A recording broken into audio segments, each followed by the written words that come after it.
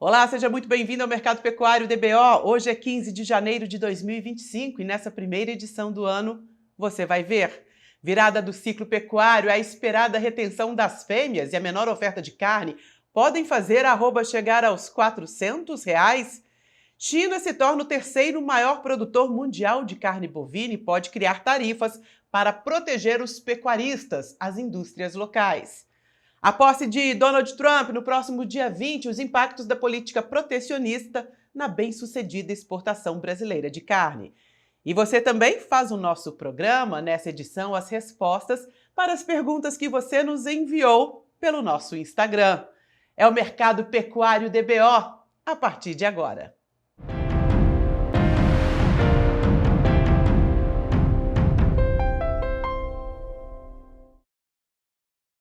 A tão esperada virada do ciclo pecuário já dá os seus sinais. O USDA prevê uma redução de 0,8% na produção de carne no Brasil. Já os analistas internos prevêem aí um percentual maior com o processo de retenção de fêmeas. O que esperar para a cotação da arroba em 2025? Os fatores que alavancaram os preços no segundo semestre de 2024. Consumo interno aquecido e também as exportações vão se manter presentes? No nosso primeiro mercado pecuário de ano novo, eu recebo o César de Castro, ele é analista Itaú BBA. César, muito obrigada pela presença aqui no Mercado Pecuário DBO. Quais são as estimativas aí para o preço da arroba nesse comecinho de ano, depois de um segundo semestre surpreendente para o produtor rural? Oi, Juliana. Eu acho que mudou muito, né, o momento da pecuária, aquela subida forte dos preços do segundo semestre do ano passado, ela levou junto, né, o bezerro, né. O primeiro foi um movimento conjuntural do boi gordo, né, uma redução de oferta, principalmente uma alta bem forte da exportação. O boi subiu, reagiu muito naquele momento, o bezerro foi junto, a margem da cria melhorou, estamos num outro momento agora, para frente, né, 25, a gente deve ver essa melhora da margem da cria fazendo o criador cada vez mais reter fêmeas. Esse processo ele está começando apenas, eu imagino que ele vai ganhar tração ao longo do ano e vai ser mais forte em 26. Então, isso significa que o boi melhorou, a procura do recriador está em outro momento, né? Está muito mais, o recriador está muito mais motivado, vai ao mercado buscar mais reposição, vai encontrar uma oferta menor, a tendência é o bezerro subir mais, e o boi gordo vai sim, né? Obviamente deve ter preços bem diferentes do ano passado, mas muito dependente também da dinâmica de demanda, que foi o grande trunfo do ano passado, né? A exportação foi muito forte. Nós estamos otimistas com esse ano em termos de demanda externa, mas no mercado interno é um pouco mais desafiador, porque a carne subiu de preço, né? Então agora o consumidor já não está mais com aquela festa que foi em julho, que a carne estava super barata e isso ajudou muito os preços a subir. Então, voltando para o boi, nós acreditamos em preços, Juliana, bem mais elevados que o ano passado, tá? No meu entendimento aqui hoje, né? Bom dizer, estamos no começo de janeiro. Eu acho que faz bastante sentido um boi aí acima, um pouco acima de R$ 300 na mínima do ano, ali no pico da safra, maio, junho, né? Talvez 300, 310, e depois no segundo semestre subindo aí para próximo aí dos 350, acho bem factível. Se tivermos, né, uma demanda normal, né? Se a gente tiver abertura de mercados, grandes novidades aí que podem acontecer, isso deveria ser maior, e algum susto, né, inesperado poderia ser um pouco para menos. Então, muito melhor o cenário do que o do ano passado, tá? Agora, para a gente ter uma nova curva subindo, repetindo, né, a alta, né, percentualmente do que a gente viu o segundo semestre do ano passado, tem que ter um elemento novo aí. Eu diria que esse elemento teria que ser uma abertura de mercado muito relevante, porque a gente não imagina uma contração de oferta tão forte nesse ano. A gente entende que esse processo de retenção ele está começando e historicamente quando ele começa demora um tempo, né, até realmente faltar carne e a retenção está todo vapor. Isso eu acho que é mais para 26, mas a gente imagina menos abates, tá? Esse ano, alguma coisa como 5% é o que a gente trabalha hoje, depois de crescer provavelmente em 24, alguma coisa entre 15% e 20% total abatido. Então,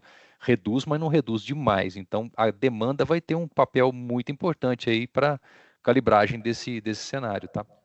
Se a gente reduzir essa fotografia para o primeiro trimestre, como é que esse preço deve se movimentar? Se por um lado a gente tem uma demanda interna menor por causa das contas, dos impostos, a gente tem também a facilidade da pastagem, né? Dando suporte para o pecuarista. Como é que é esse cenário de começo de ano? Eu acho que ele é melhor do que o segundo trimestre, tá? O começo agora até março, a gente tem geralmente o efeito sazonal dos descartes de fêmeas, né? Eles vão acontecer, mas eles vão ser menos intensos, com certeza, do que o ano passado. Até aqui, Juliana, a carne está muito firme, tá, no mercado interno, né? Outras carnes também, o suíno não, esse está caindo, mas o frango também está muito firme. Eu não, eu sempre espero alguma acomodação das proteínas no começo do ano, mas é bom dizer que está muito firme até aqui. E o produtor, né, obviamente, vai manobrar as entregas aí e cadenciar. Não vejo enorme pressão, não, mas para baixo, tá? Não para cima nesse momento, mas não buscando os 300, 310 que eu estou falando para o momento mais baixo do ano. Então, imagina uma curva descendo, né, com o seu pico lá em maio, seguindo a lógica de safra. As chuvas têm sido muito boas, né, tem permitido aí as pastagens recuperarem e o produtor consegue cadenciar isso. Então, é um pouco menos do que agora, mas não um desmonte, tá? Pelo contrário, os preços estão muito firmes. Não me assustaria se a gente vê uma certa estabilidade, apesar dessa possível aumento de oferta. Março em diante, aí eu já acho que o quadro começa a mudar, e aí começa também as pastagens começar a perder suporte e vem o volume maior de gado. Então, nesse começo de ano, eu acho que é mais para firme, tá? Perfeito. Inclusive, essa é a pergunta do Alan Max Stewart. Qual a expectativa para a arroba do boi gordo no curto prazo?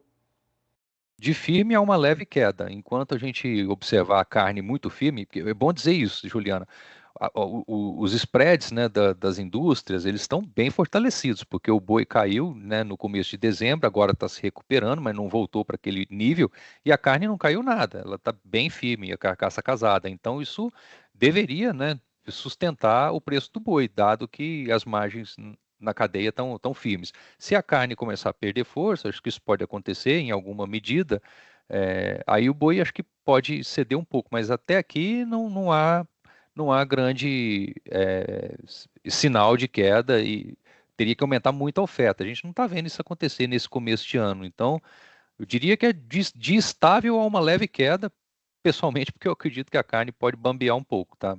Mas não quedas acentuadas também. E quando você diz bambear um pouco, há risco de ficar abaixo dos R$ 300, é o Fábio Oliveira que está perguntando. Arroba vai ficar acima de R$ 300 ao longo de todo 2025? 300 é o mínimo preço que eu imagino hoje, Juliana, com a demanda funcionando como está, tá? Com a China, né, gradualmente voltando, agora é um período mais fraco, mas as nossas exportações não muito diferentes do ano passado, que foi espetacular. Então, com uma redução de oferta, que é o que a gente imagina, não teria espaço para muita pressão, não, tá? Acho que o cenário para o mercado interno, esse é mais desafiador, por conta de inflação, né, o próprio encarecimento da carne, né, ele já está num patamar muito mais elevado. É mais desafiador agora a gente conseguir empurrar mais alta de preço do atacado para o varejo. Então, esse é um ponto de atenção, mas, de toda forma, a oferta vai dizer muito, né? A oferta sendo um pouco menor que o que nós imaginamos, sustenta essas cotações, tá? Então, acho que abaixo de 300, né, sem nenhum problema de demanda iminente, eu não acho que devemos ver, não, tá? Falando sobre o momento do ciclo pecuário, estamos finalmente entrando no movimento de alta. Como é que o preço do bezerro já sinaliza esse movimento? O criador hoje ele já tem o estímulo para reter fêmeas e gradualmente esse estímulo vai aumentar, tá? Eu acho que o preço do bezerro ele segue subindo, né? A menos que algum problema muito grande no boi gordo traga alguma retração, né, do interesse de compra e aí segura um pouco essa alta, mas essa alta virá porque a produção vai ser menor. E a produção menor vai alimentar ainda mais essa dinâmica de preços se recuperando E o risco para o produtor, para o recriador, é a reposição cada vez mais cara, e o cenário para o boi, que também é positivo, né? Como nós falamos, ele não pode ter nenhum problema, porque senão você tem uma trocada de perna, né? Principalmente para os confinamentos, né? A pecuária a pasto, ela ainda tem um tempo, né? Esse bezerro vai demorar até sair da fazenda, mas o confinador que hoje está repondo, né, o boi magro num patamar muito mais elevado de preço da arroba de entrada, né, no sistema do que tinha até novembro, ele depende de um boi gordo valorizado. É bom dizer que esses preços aí de 320 acima, como está toda a curva, eles deixam um bom resultado, tá? Então teria que ceder um tanto a mais desse nível para essas margens apertarem.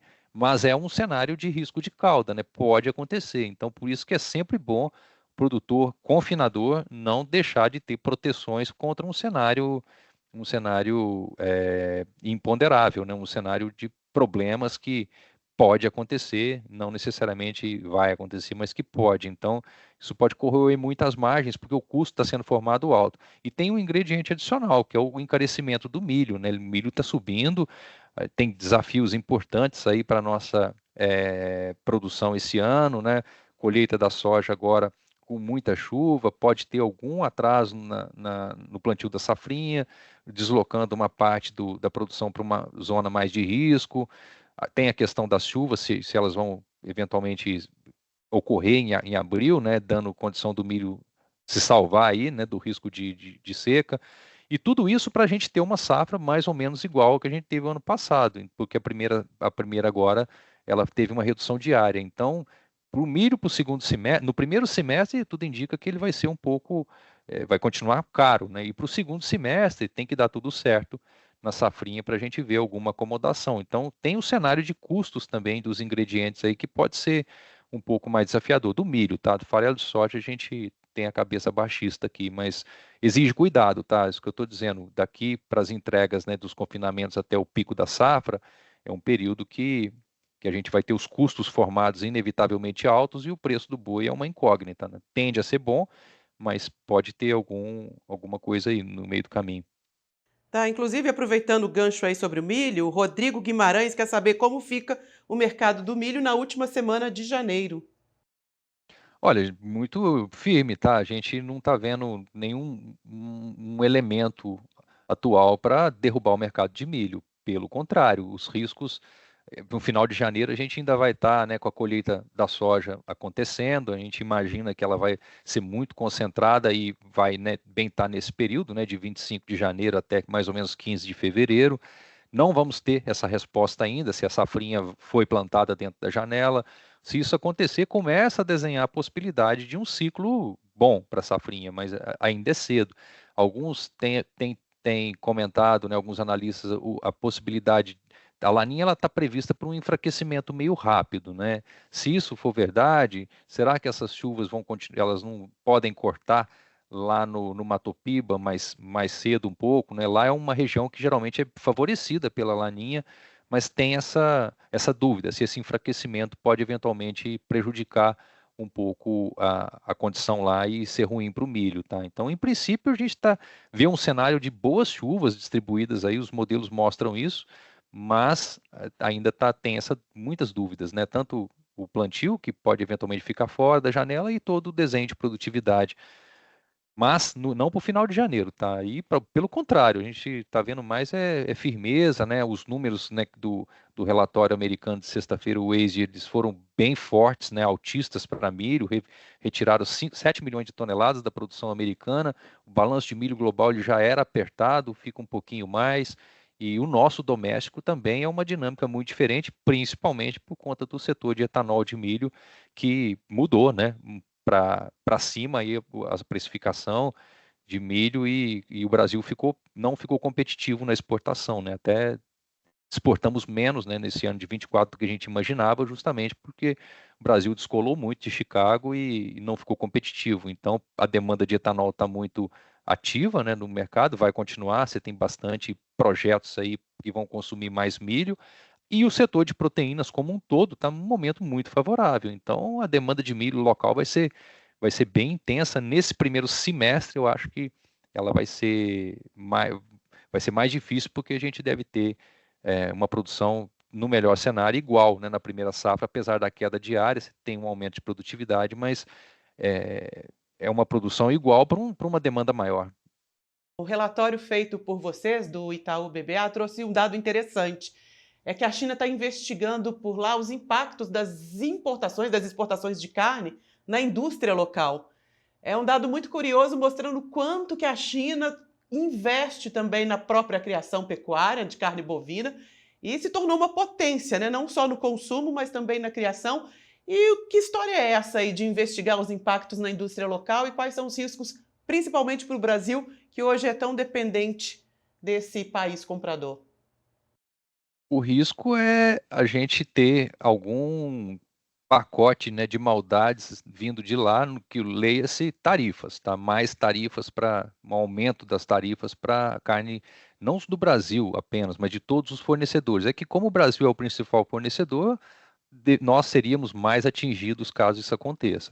Veja, Juliana, que é uma situação um pouco paradoxal, porque ao mesmo tempo em que o governo chinês pode ter o interesse em proteger os produtores locais, isso em tese encarece a carne lá. Grande parte desse sucesso das nossas exportações nos últimos anos, ele derivou de competitividade. Então o Brasil está incomodando, né? A verdade é essa.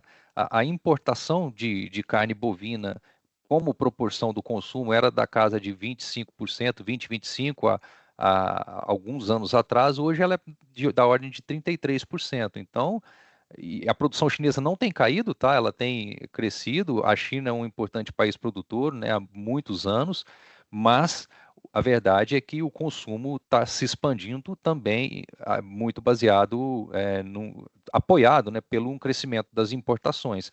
Então, é um assunto muito difícil da gente ponderar se vem mesmo, se não vem tarifa, mas algum acréscimo não me surpreenderia se a gente for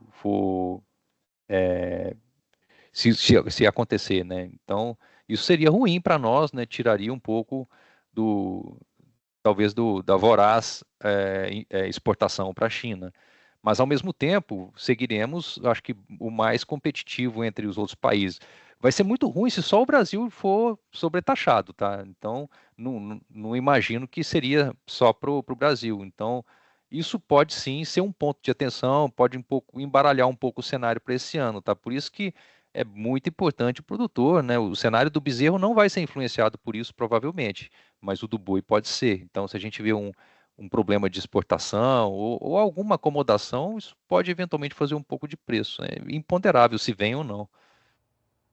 Falando em também políticas protecionistas, dia 20 de janeiro, Donald Trump toma posse nos Estados Unidos. O que isso pode significar para as exportações brasileiras de carne especificamente? Em tese, o Trump ele é associado a mais tarifas, né, um mercado mais fechado. Nós não somos o assunto lá, definitivamente. Grande preocupação é o trade com a China, né? Então, mas ele já sinalizou para todos os lados, já sinalizou para o Canadá, para o México e também para o Brasil. Então, isso pode dificultar o nosso bom momento nos Estados Unidos, que a gente tem exportado muito para lá, muito em função também da dinâmica local. A produção americana caiu ano passado, está prevista cair novamente esse ano. Então, em tese, teríamos o espaço para crescer lá. E até de forma complementar, né, exportando também carnes que fazem mais falta lá, principalmente os cortes de dianteiro, né? Então, pode vir alguma coisa ruim aí, Juliana. Mas, né, lembrando, né, a China é bem mais relevante do que os Estados Unidos, né? Então, acho que só ponderar isso, mas a conferir, tá? Acho que todo mundo está especulando hoje e aguardando o que vai ser os primeiros movimentos dele. É uma agenda bem pesada, né, protecionista, e isso pode dificultar um pouco, talvez, o nosso crescimento lá. Uma redução, claro, na oferta de carne, com a virada do ciclo pecuário, e o mercado interno de olho nele, principalmente como esse preço vai impactar na inflação e como o consumidor vai receber essa proteína. Seria esse o grande foco para 2024, 2025? Sem dúvida, temos um momento, né, bem mais desafiador, perspectivas muito mais desafiadoras de inflação, cenário de juros, né, crescimento econômico, e a carne está num patamar muito mais elevado que estava em julho, né, quando estava baratinho lá na Bacia das Almas, agora é uma outra realidade.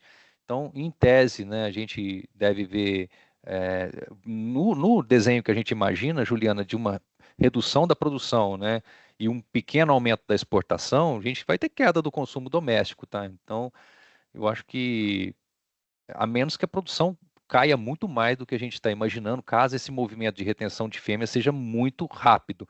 Mas historicamente, né, quando a gente olha os outros momentos do ciclo, ele demorou ali 2 anos até, de fato, apertar. Então, por isso que eu imagino que esse ano ainda não vai ser um ano de grande pressão de margens sobre os frigoríficos. Isso fica mais para 26, porque lá sim a produção de carne deve ser ainda menor, o bezerro vai estar mais elevado, e aí você tem realmente um efeito de redução mais forte da produção, não é para esse ano.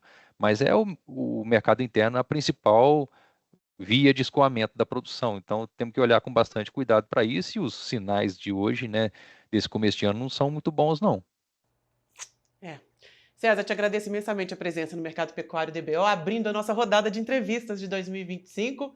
E será que 2025 a gente vê arroba R$ 400? R$ 400, Juliana?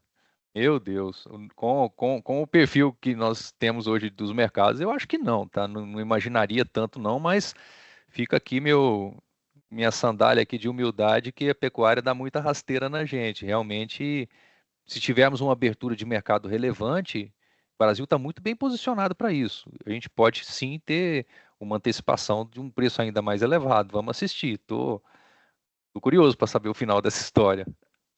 Obrigada, César. Seja sempre muito bem-vindo. Um abraço para toda a equipe Itaú BBA.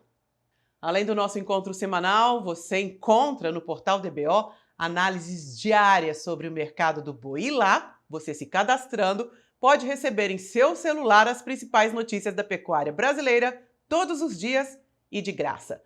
Se tem dúvidas, é só mandar pelo nosso Instagram, @portal_DBO, que eu vou em busca do especialista para te responder. Eu agradeço muito a companhia, desejo um ótimo novo ano para todos nós e a gente se encontra.